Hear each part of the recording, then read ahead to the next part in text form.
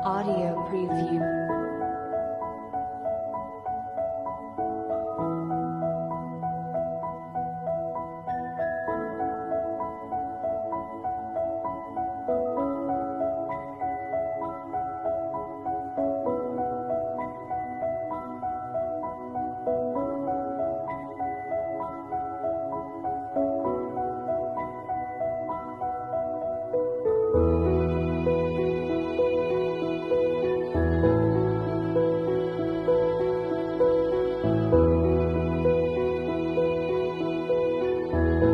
Audio preview.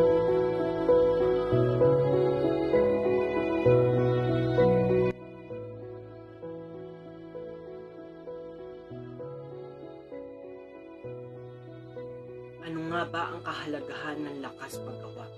Ano nga ba ito? Ano? Ano? Ano? Tayo'y mag-aral upang buhay natin maging maayos at payapa. Tayo'y mag-aral upang baguhin ang maling pamamalakad ng gobyerno, baguhin ang bawat estudyante. Sasayangin ba natin ang paghihirap ng ating mga bayani upang ating makamtan ang ating kalayaan at inaasam na kapayapaan? Sabi nga ni Jose Rizal, tayo ang pag-asa ng atin. Isang araw sila'y lilipas din at tayo, oo tayo ang magpapatuloy ng kanilang sinimulang yugto. Paano na kaya kung wala ng mga doktor na gagamot sa atin? Paano na kaya kung wala ng ihinyerong gagawa sa ating mga bahay? Paano na kaya kung